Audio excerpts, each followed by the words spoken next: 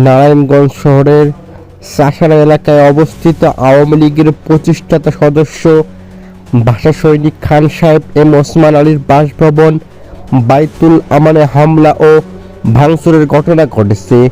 এদিকে সন্ধ্যা 7টায় দিকে মহানগর বিএনপি নেতাদের উপস্থিতিতে কয়েকশো জনতা বাড়িটিতে হামলা ও ভাঙচুর শুরু করেন।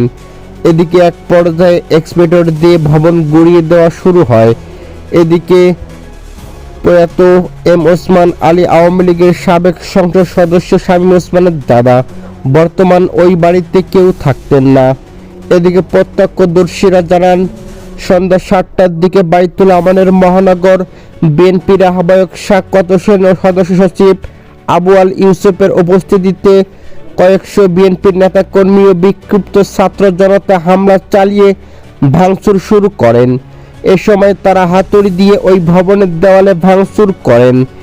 এদিকে এক পর্যায়ে একদল বিক্ষুব্ধ জনতা বাড়ির ভিতরে প্রবেশ করে আগুন ধরিয়ে দিয়েছেন। এ সময় বাড়ি ভাঙতে এক্সকেভেটর আনা হয়। এদিকে সীমানা প্রাচীরের ফটক ভেঙে এক্সকেভেটরের ভিতরে প্রবেশ করে, তারপর সেটি দিয়ে বাড়ির দেওয়ালে ছাদ ভাঙা শুরু হয়। এদিকে রাত 9টায় প্রতিবেদন লেখার সময় বাড়িটি গুঁড়িয়ে দেওয়া চলছিল। এ বিষয়ে নারায়ণগঞ্জ মহানগর বিএনপির আহ্বায়ক শাকওয়াত হোসেন বলেন, পতিত শেখ হাসিনার দোসর গডফাদার শামীম ওসমানের প্রতি মানুষের স্বতঃস্পর্শ ঘৃণা থেকে ওই বাড়িতে হামলা ও ভাঙচুর অগ্নিসংযোগ করা হয়েছে। সাধারণ মানুষ স্বতঃস্পর্শ ক্ষোভের বই প্রকাশ করেছেন। এদিকে আগে বেলা 11টার দিকে শহরের চানমারি এলাকায় জেলা প্রশাসকের কার্যালয় প্রাঙ্গণে, জেলা পুলিশ সুপারের কার্যালয় প্রাঙ্গণে, জেলা দায়রা জজ আদালত প্রাঙ্গণে শেখ মুজিবুর রহমানের প্রতিকৃতিতে ভাঙচুর করেন বিএনপি মন্ত্রী।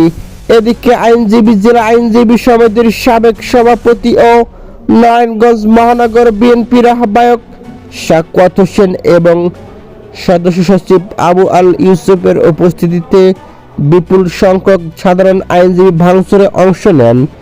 এ সময় মহানগর বিএনপির সদস্য সচিব আবু আল ইউসুফ বলেন, শেখ মুজিব তার পরিবারের ছবি বাংলার জনগণ কোথাও রাখতে চায় না, সে কারণে ডিসি অফিসের সামনে বাকশালের নায়ক শেখ মুজিব খুনি হাসিনার ছবি ভাঙা হচ্ছে, এসপি অফিসের সামনে ছবি ভাঙা হচ্ছে।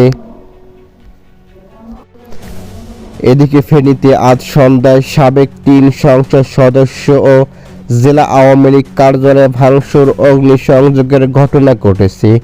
এদিকে বৈষম্য বিরোধী ছাত্র জনতা বিমানবন্দর সড়কে অবস্থিত ফেনী 1 আসনের সাবেক সংসদ সদস্য আলাউদ্দিন আহমেদ চৌধুরী রাসিমের পরিত্যক্ত বাড়ি ভাঙচুরের পাশাপাশি আগুন দেন।